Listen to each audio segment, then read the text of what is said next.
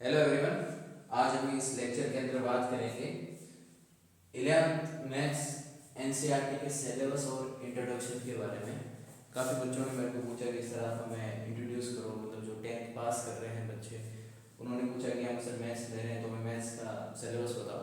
तो देखिए, सबसे बड़ी ये बात है कि सिलेबस ये आपके सामने है। मैं इसको एक बार आपको बता दूंगा कि आप क्या पढ़ेंगे इस 11th क्लास के अंदर और आपके कितना रिलेटेड 12th से है।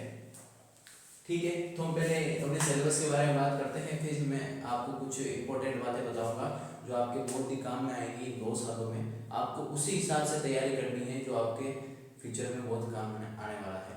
तो देखिए, तो पहला चैप्टर है आपके सेट्स, इसका नाम है सेट्स। दूसरा है रिलेशन एंड फंक्शंस। तीसरा है ट्रिग्नोमेट्री फंक्शंस। अगला है principle of mathematical induction. Fifth है complex number and quadratic equation. 6 है लीनियर इनइक्वालिटीज और 7th है परम्यूटेशंस एंड कॉम्बिनेशन। 8 है आपके बाइनोमियल थ्योरम। 9 है सीक्वेंस एंड सीरीज। 10th है स्ट्रेट लाइन। 11th है कोनिक सेक्शन और 12 है आपके इंट्रोडक्शन ऑफ 3D ज्योमेट्री, मतलब 3 डायमेंशनल ज्योमेट्री। और 13 है आपके लिमिट्स एंड डेरिवेटिव्स। 14 है आपके मैथमेटिकल रीजनिंग। 15 है आपके स्टैटिस्टिक्स और 16 है आपके प्रोबेबिलिटी।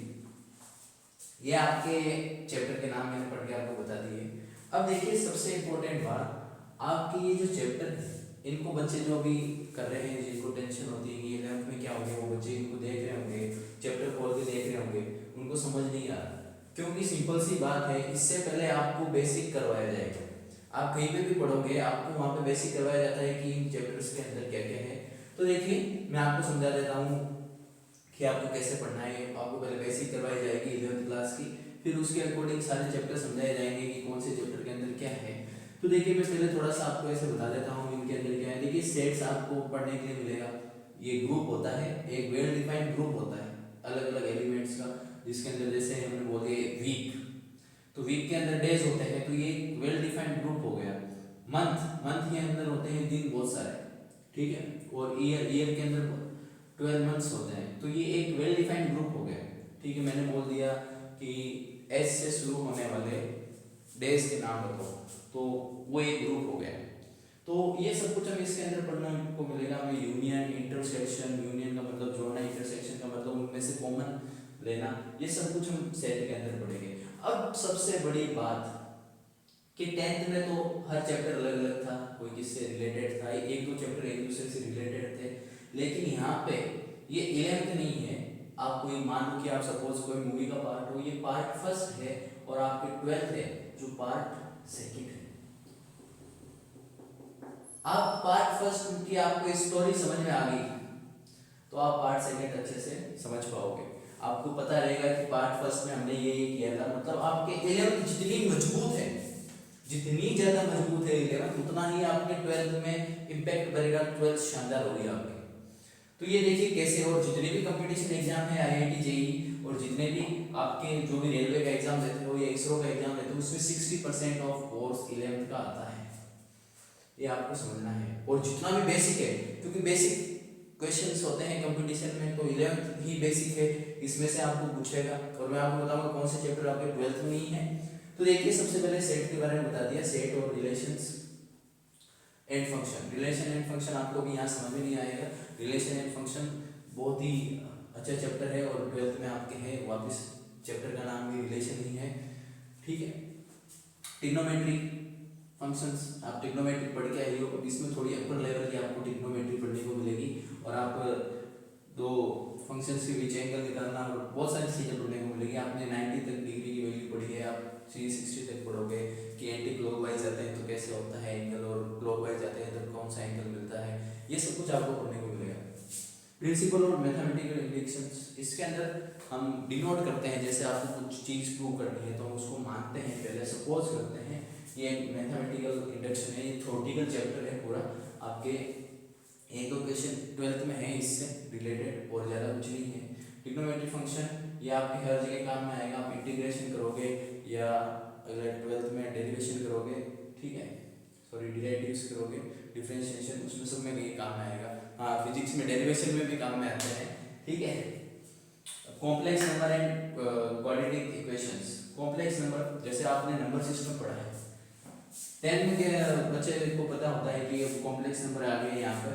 तो कॉम्प्लेक्स नंबर जो इमेजिनरी नंबर होता है और जो रियल नंबर होता है उसका जो सम होता है, उनका जो कॉम्प्लेक्स होता है उसी को कॉम्प्लेक्स नंबर बोलते हैं।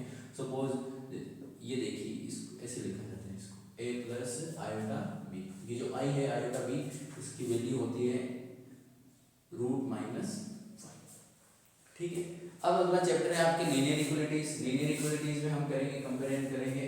हमने आज तक इक्वल के साइन लगाए हैं, लेकिन यहाँ पे equal, greater than, equal to, less than, equal to is compare करना है। इनइक्वलिटीज है वो बराबर नहीं है, बस आपको तुलना करनी है। ये सब कुछ इसके अंदर पढ़ने को मिलेगा। और अच्छा चैप्टर है अगला परम्यूटेशन एंड कॉम्बिनेशन। बहुत ही लॉजिकल क्वेश्चन होंगे इसके अंदर। परम्यूटेशन, जैसे मैंने लिख दिया, अभी मेरे पास कोई वर्ड है, मान लीजिए कि रेड है, तो इसको मैं कितने टाइप से अरेंज कर सकता हूँ। इसको ऐसे भी लिख सकता हूँ ना, ERD, DER। तो ये चीजें हम सब पढ़ेंगे कि कोई भी वर्ड है उसको कितने तरह से अरेंज कर सकते हैं। आपको प्रॉब्लम दी है कि सर्कल के अंदर 5 बच्चे बैठे हैं, तो उसका अरेंजमेंट कैसे होगा, ये सब कुछ हम इसके अंदर पढ़ेंगे। ये आपको बोल दिया कि आपके पास 5 गेंदें हैं अलग अलग कलर की, उनको किस 2 गेंदें चुननी है, आपको 2 बॉल चुननी है, तो उनको कैसे चुन सकते हो, तो वो कॉम्बिनेशन के अंदर आ जाएगा। अब बायनोमियल थ्योरम, ये अलजेब्रिक आइडेंटिटीज ही है सपोज। अब इसके अंदर पावर ज्यादा होगी, जैसे a प्लस बी की पावर 5 हो सकती है, या a प्लस बी की पावर n हो सकती है। इनको हम सॉल्व करेंगे।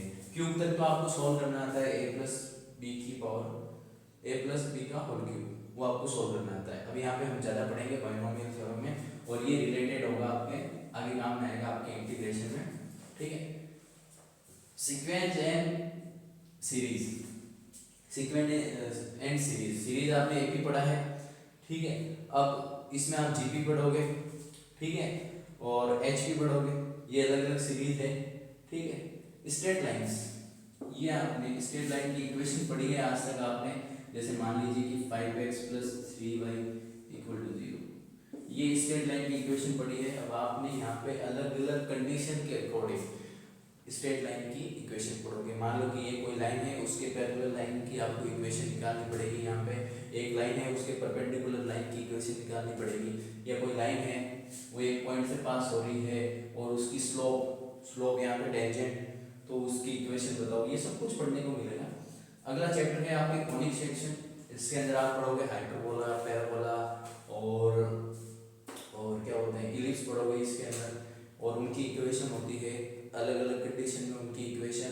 फिर यहाँ पे ये इसके साथ स्ट्रेट लाइन भी आ जाएगा। आपके स्ट्रेट लाइन पढ़ा होगा तो आप कॉनिक सेक्शन अच्छे से कर सकते हो, क्योंकि इसमें पैराबोला की जो लाइंस की कंडीशन होती है वो भी आपको वहाँ पे इक्वेशन फाइंड करनी पड़ेगी। और अगला चैप्टर है इंट्रोडक्शन ऑफ 3D ज्योमेट्री। अब यहाँ पे आपने 2D पढ़ा है, मतलब एक्स वाई कोऑर्डिनेट लिखे हैं, एक्स, वाई, यहाँ पे 3 हो जाएंगे, एक्स वाई जेड, ठीक है। तो यहाँ पे 3 एक्सिस होगी, एक्स एक्सिस, वाई एक्सिस और जेड एक्सिस। आप मुझे देख पा रहे हो क्योंकि मैं 3D के अंदर हूँ, 3 डायमेंशन में हूँ, इसलिए आप मुझे देख पा रहे हैं। तो ये हम इसके अंदर पढ़ेंगे और कंडीशंस होगी अलग अलग। ये दोनों चैप्टर यहाँ पे वापस काम में आएंगे 3D में, ठीक है। तो ये सब कुछ जुड़ा हुआ है, आपको शुरू से शुरुआत करना है। कहीं कहीं कुछ स्कूलों या कोई कोचिंगों में क्या करते हैं, ट्रिग्नोमेट्री पहले पढ़ाते हैं, जो काफी गलत होता है। आपको पहले सेट पढ़ाते हैं, ये सब कुछ एक दूसरे से जुड़े हुए हैं, ठीक है। अगला है लिमिट एंड डेरिवेटिव। लिमिट और डेरिवेटिव बहुत ही नया चैप्टर है, आपके बहुत ही आगे काम में आएगा। जब तक आप पढ़ोगे, वो आपने मैथ्स ले ली है 11th में, तो ये आपके बहुत ही ज्यादा काम में आएगा। इसके बिना आप कुछ नहीं कर सकते, ये बहुत ही इंपॉर्टेंट चैप्टर है लिमिट एंड डेरिवेटिव, ठीक है। अगला है मैथमेटिकल रीजनिंग, सिंपल सा चैप्टर है। इसमें थ्योरम्स, मोटिवेटेड कुछ चीजें होंगी, ठीक है, जिनको हमें लैंग्वेज टाइप होगा जिसे हम प्रूव करना पड़ेगा। और अगला है स्टैटिस्टिक्स, आपने पढ़ा है, अब थोड़ा अपर लेवल का होगा, इसमें थोड़ा सा हाई लेवल का। और अगला है लास्ट प्रोबेबिलिटी। प्रोबेबिलिटी है, अब इसके अंदर सेट से रिलेटेड कुछ क्वेश्चन करेंगे, कुछ कंडीशन होगी, ये पूरा सेट से जुड़ जाएगा। आपके सेट पढ़ा हुआ है तो आप प्रोबेबिलिटी अच्छे से कर पाओगे। ये आपके सिलेबस था, जो आपको अभी थोड़ा अजीब लग रहा होगा क्योंकि आप पहली बार समझ रहे हैं कि ये क्या हो गया, ये क्या बखेड़ा खड़ा कर दिया। लेकिन बच्चों मैंने आपको सिर्फ सिलेबस समझा है, पढ़ाया नहीं है कि कौन से चैप्टर में क्या है। इनका प्रोसेस बहुत ही अच्छा है, आप धीरे धीरे पढ़ोगे तो ये सारी चीज़ें आपको आसान लगेगी, बस थोड़ी सी मेहनत करनी पड़ेगी आपको, और कुछ नहीं है। तो ये सारे चैप्टर बहुत ही मायने रखते हैं एक दूसरे के अंदर। आपने क्योंकि अब स्ट्रीम चुन ली है साइंस मैथ, तो आपकी लाइफ पूरी मैथ्स के अकॉर्डिंग रहेगी। तो ये चीज़ें हैं, मान लीजिए आपने 10th तक कुछ इतनी मेहनत नहीं की है, नो प्रॉब्लम, कोई बात नहीं है।